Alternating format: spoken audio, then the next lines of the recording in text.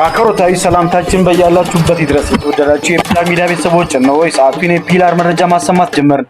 እንድትከታተሉን ጋብዘናችኋል። መልካም ቆይታ። በቅድሚያም አበይት ነጥቦቹን ለጉምሩክ ኮሚሽን ዋና መስሪያ ቤት ግንባታ ተሰጥቶት የነበረው ቦታ ለኦሮሚያ ባህል ማዕከል ተላለፈ። የመሬት መንቀጥቀጥ ከጅቡቲ እስከ አዲስ አበባ በተዘረጋው መንገድ ላይ አደጋ መደቀኑ ተገለጸ። ከውጪ ከአፍሪካ ህብረት አባል ሀገሮች 40% የሚሆኑት ዓመታዊ ክፍያቸውን እንደማይከፍሉ ተገለጸ። እስራኤል በጋዛ ቀጣይ የተኩስ አቁም ስምምነት ላይ ለመድረስ ልኡካንን ወደ ባህረ ሰላጤው ሀገር ቃታር ላከች። ራሽያ በምስራቃዊ ዩክሬን ከተማ ባደረሰችው የአየር ጥቃት በትንሹ 11 ሰዎች መገደላቸውን ዩክሬን አስታውቃለች። ዜናውን በዝርዝር እናሰማለን። በአዲስ አበባ በቂርቆስ ክፍለ ከተማ ለኢትዮጵያ ጉምሩክ ኮሚሽን ዋና መስሪያ ቤት ግንባታ ከአንድ ዓመት በፊት ተሰጥቶት የነበረው 12000 ካሬ ሜትር ቦታ ለኦሮሚያ ባህል ማዕከል ማስፋፊያ ፕሮጀክት እንዲውል መተላለፉ ታወቀ። በክፍለ ከተማው ወረዳ 10 ቀበሌ 01 በተለምዶ መሿለኪያ ተብሎ የሚጠራው 92 መኖሪያ ቤቶች የሚገኙበት የመኖሪያ አካባቢ በዳር ወር 2016 ዓ.ም ለኮሚሽኑ ዋና መስሪያ ቤት ህንፃ ግንባታ መሰጠቱን የገንዘብ ሚኒስቴርም ለሚገነባው ህንፃ ዲዛይን ስራ የሚውል 60 ሚሊዮን ብር መመደቡን በወቅቱ መዘገቡ ይታወቃል። ክፍለ ከተማውም ለኮሚሽኑ መሬቱ እንደሚሰጥ ከተረጋገጠ በኋላ በዳር ወር 2016 ዓ.ም ጉዳዩ የሚመለከተው የቀበሌው አስተዳደር ቢሮ ለነዋሪዎች ይፋ ባደረገው ማስታወቂያ የልማት ተነሺ በሚል የነዋሪዎቹን መረጃ በመሰብሰብ ከአካባቢው እንደሚነሱ አሳውቆም ነበረ። ይሁንና የቀበሌው አስተዳደር በጥር ወር 2017 ዓ.ም ለነዋሪዎቹ በድጋሚ ይፋ ባደረገው አዲስ ማስታወቂያ ከዚህ በፊት ለኮሚሽኑ ቢሮ ግንባታ ልማት ተነሺ በሚል የነዋሪዎቹ መረጃ መሰብሰቡን በማስታወስ ሆኖም ፕሮጀክቱ አሁን ተቀይሮ በኦሮሚያ ባህል ማዕከል ማስፋፊያ የተከለለ በመሆኑ ነዋሪዎቹ መረጃውን በድጋሚ አደራጅተው ለወረዳው መሬት ልማት አስተዳደር ቅርንጫፍ ጽሕፈት ቤት እንዲያሳውቁ አሳስቧል ሲል ሪፖርተር ዘግቧል። የኢትዮጵያ የገቢና የውጭ ንግድ የሚተላለፍበት ከጅቡቲ እስከ አዲስ አበባ የተዘረጋው መንገድ በመሬት መንቀጥቀጥ ሳቢያ መታራ አካባቢ ጉዳት ሊደርስበት እንደሚችልና አደጋ መደቀኑ ተነገረ። በኢትዮጵያ ስፔስ ሳይንስ ጂኦስፓሻል ኢንስቲትዩት ተመራማሪ ለሪፖርት እንደተናገሩት ፈንታሌ ተራራ ላይ በተደጋጋሚ እየተከሰተ የሚገኘው የመሬት መንቀጥቀጥ የማግማ ወይም የቅልጥ አለት ወደ ላይኛው የመሬት ክፍል እየጠጋ መሆኑን ኢንሳር በተሰኘ የራዳር ቴክኖሎጂ ማረጋገጥ ተችሏል ተብሏል።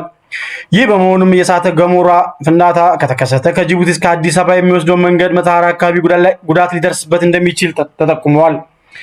ማግማይም ቅልጥ አለቱ ፈንድቶ በመንገድ ላይም ሆነ በሌሎች መሰረተ ልማቶች ላይ የከፋ ጉዳት ከማድረሱ በፊት 3 ተለዋጭ መንገዶች እንዲገነቡ ለኢትዮጵያ መንገዶች አስተዳደር ምክረ ሀሳብ መቅረቡ ተመራማሪው ተናግረዋል።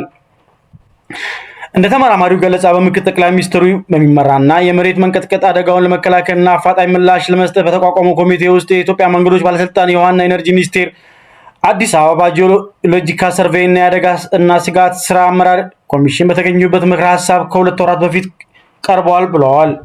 መታራ የመሬት መንቀጥቀጡ የተከሰተ ለሚገኝበት ስፍራ በጣም የቀረበ በመሆኑ የኢትዮጵያ ገቢና ወጪ ንግድ የሚተላለፍበት የጅቡቲ አዲስ አበባ እንዲሁም ከጅግጅጋ ወደ አዲስ አበባ የሚወስደው መንገድ የሚገኝበት አካባቢ በመሆኑ እጅግ ጥንቃቄ ይፈልጋል ብለዋል። ተመራማሪው አክለውም እንደገለጹት ተለዋጭ መንገድ እንዲገነባ ከቀረበው ምክረ ሀሳብ በተጨማሪ መንግስት ትልልቅ የሚባሉ ኢንቨስትመንቶችና መሰረተ ልማቶችን በስፍራው እንዳያካሄድ ግድብና ሌሎች በመከናወን ላይ የሚገኙ ግንባታዎች ለጊዜው እንዲቆሙ ሀሳብ መቅረሙንም አክለዋል። ከአፍሪካ ህብረት አባል ሀገሮች 40% የሚሆኑት ዓመታዊ ክፍያቸውን እንደማይከፍሉ ተገለጸ። ከ60% በላይ የሚሆነውን ዓመታዊ ወጪ ከሀገሩ ውጪ ካሉ አውሮፓና አሜሪካ ምንጮች በሚገኝ ገንዘብ ዓመታዊ ወጪውን የሚሸፍነው የአፍሪካ ህብረት 40% የሚሆኑ አባል ሀገሮች ዓመታዊ አባልነት ክፍያቸውን እንደማይከፍሉ ተጠቆመ። በህብረቱ ድረገጽ ከሰሞኑ የወጣው መረጃ እንደሚያሳየው ህብረቱ የሚያወጣቸውን ፕሮግራሞች፣ እቅዶችና ተግባራት በአባላት ሀገሮች የማይደገፉ በመሆናቸው ተገማች ቀጣይነት ባለው መንገድ እንደማይመሩና ፍትሃዊ ባልሆነ መንገድ ገንዘቡ ለሌላ ዓላማ ማዋሉን ጠንካራ ጥያቄነት አለመኖሩን ተመልክቷል። በተጨማሪም የአባል አገሮቹ የህብረቱ ዓመታዊ በጀት ለማቀድና በእቅዱ ለመመራት ያላቸው ሚና ዝቅተኛ መሆኑን የገለጸው የህብረቱ መረጃ የፋይናንስ አመራር መዘርዘርና በጥያቄነት መርህ የሚመራበት ስርዓት አለመኖሩን አስታውቀዋል። መረጃው እንደሚያሳየው ህግና መመሪያ ጠንካራ የክትትልና የቁጥር ዘዴ እንደሌለውና ሀብት በምን ሁኔታን በምን መልኩ ስራ ላይ መዋሉን የሚቋጠርበት ስርዓት የለውም ተብለዋል።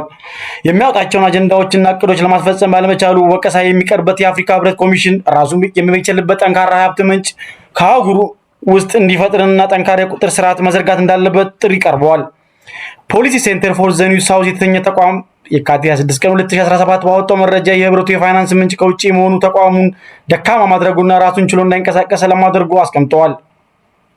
በዚህም የህብረቱ ያስቀመጣቸውን የ2063 አጀንዳዎች ራሱን ችሎ መቆምና መፈጸም እንዳይችል ማድረጉን የገለጸው ይህ ተቋም በአባል አገሮቹ ላይ 0.2% የገቢ ምርት ላይ በሚጣልበት ሀብት ለማመንጨት የወጣውን በሩዋንዳ የተፈረመው የኪጋሊ ስምምነት ከህብረቱ ቢያንስ 30 አገሮች መፈጸም አለመቻላቸውን ያነሳል።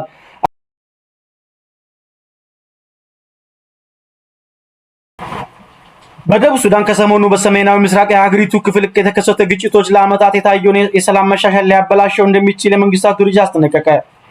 ተመድ እንዳለው ግጭቱ በአስቸኳይ መፍትሄ ካልተበጀለት የሰላም ሁኔታው በአስደንጋጭ ሁኔታ ወደ ኋላ ሊመለስ ይችላል ብለዋል። በፕሬዝዳንት ሳልቫኪር እና በምክትላቸው ፕሬዝዳንት ሪክ ማቻር መካከል የተደረገው ደካማ የስልጣን ክፍል ስምምነት በላይኛው ናይል ግዛት በሚገኙ የሁለቱ ወገኖች ደጋፊዎች መካከል ግጭት እንዲፈጠርና ምክንያት መሆኑን በደቡብ ሱዳን የተባበሩት መንግስታት ድርጅት የሰብአዊ መብቶች ኮሚሽን ትናንት ቅዳሜ ባወጣው መግለጫ አስታውቋል። ባለፈው አርብ በግዛቲቱ የተሰማሩ የመንግስታቱ ድርጅት ወታደሮችን ለመታደግ ወደ ስፍራው ያቀናው የተምድ ሄሊኮፕተር ለአንድ የጦር ጄኔራል ህልፈትና ለሁለት ወታደሮች መቁሰል ምክንያት የሆነ ጥቃት ተፈጽሞበታል። ከክስተቱ በኋላ የፖለቲካ አለመረጋጋት ሲያምሰው የነበረው ወጣቱን ወደ ሌላ ዙር ግጭት እንዳያመራ አስግቷል። ከመንግስታቱ ድርጅት በተጨማሪ የአፍሪካ ህብረት ባወጣው መግለጫ ቡድኖቹ ግጭቱን ሊያባብሱ ከሚችሉ ድርጊቶች እንዲቆጠቡና በዚህ ምክንያት የተቀሰቀሰውን ውጊያ እንደሚያወግዝ ገልጸዋል። እስራኤል በጋዛ ቀጣይ የተኩስ አቁም ስምምነት ላይ ለመድረስ ልኡካን ወደ ባህረ ሰላጤው ሀገር ካታር ላከች። የእስራኤሉ ጠቅላይ ሚኒስትር ቤንያሚን ኔታንያሁ እንዳሉት የልኡካን ቡድኑ ጉዞ እስራኤል ከአሸማጋይ ሀገራት የድርድር ግብዣ ከቀረበላት በኋላ የመጣ ነው ተብሏል። በዶሃ የሚደረገው ድርድር ተደራዳሪ ወገኖች ወደ ሁለተኛው ዙር የተኩስ አቁምና የታጋች እስረኛ ልውውጥ ምዕራፍ ለማራመድ ያለመ ነው ተብሏል። ስምምነቱ ከተሳካ እስራኤል ጠቅልላ ከጋዛ ትወጣለች።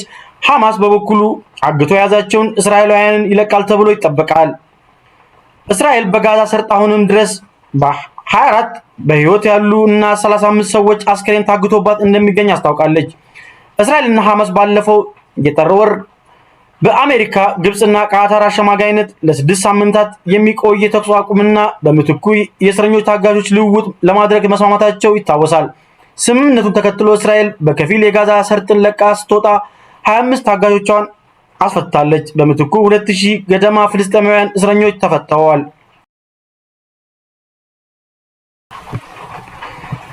ራሽያ በምስራቃዊ ዩክሬን ከተማ ባደረሰችው የአየር ጥቃት በትንሹ 11 ሰዎች መገደላቸውን ዩክሬን አስታወቀች። የዩክሬን የሀገር ውስጥ ጉዳይ ሚኒስቴር እንዳለው ራሽያ ዶቭሎሮፒያ ከተማ ላይ በፈጸመችው ሚሳኤል እና የሰው አልባ አውሮፕላን ጥቃት 5 ህጻናት የሚገኙበት 30 ሰዎች ቆስለዋል። ራሽያ ለሁለት ተከታታይ ቀናት ባደረሰችው ጠንካራና መጠነ ሰፊ ጥቃት የሞቱ ሰዎች ቁጥር 36 መድረሱን ተሰምቷል። ባለፈው አርብና ቅዳሜ በደረሰው ተመሳሳይ ጥቃት 25 ሰዎች ሲገደሉ ሌሎች በርካቶች መቁሰላቸው ተነግሯል። ጥቃቱን ተከትሎ የዩክሬኑ ፕሬዝዳንት ቮሎዲሚር ዜሌንስኪ ሆን ተብሎ የተፈጸመና የራሽያ ግብ አሁንም ተመሳሳይ መሆኑን የታየበት ነው ብለዋል።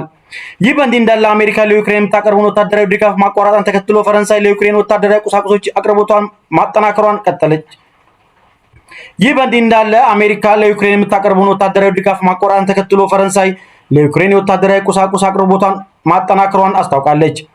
የፈረንሳዊ መከላከያ ሚኒስቴር ሰባስቲያን ሌኮርኑ ለአንድ የሀገር ውስጥ ጋዜጣ በሰጡ ቃለ ምልልስ እንዳሉት ፈረንሳይ ለዩክሬን የተለያዩ አይነት የጦር መሳሪያዎችና የጦር ተሽከርካሪዎች ማቅረቧን ታዚም ፈረንሳይ ለዩክሬን ጊዜ ያለፈባቸውን ታንኮችና ወታደራዊ ተሽከርካሪዎች ጨምሮ የ211 ሚሊዮን ዶላር ግምት ያላቸውን የጦር መሳሪያዎችና በዚህ ዓመት ለዩክሬን ለማቅረብ ማቀዷን አስታውቃለች። ታንክና ሌሎች ወታደራዊ ተሽከርካሪዎች በፍጥነት ወደ ዩክሬን እያጓጓዘች መሆኑን አመልክታለች። በወታደራዊ ድጋፍ ውስጥ ፈረንሳይ ባለፈው የካቲት ለዩክሬን ያቀረበችው ወር ሚራጅ 2 የተሰኘውን የጦር አውሮፕላን እንደሚገኝበትም የጀርመን ዜና አገልግሎት ዲፒኤ ዘግበዋል። ስላዳመጣችሁ እናመሰግናለን። የያዝነው የሰዓቱን መረጃ በዚሁ አጠናቀናል።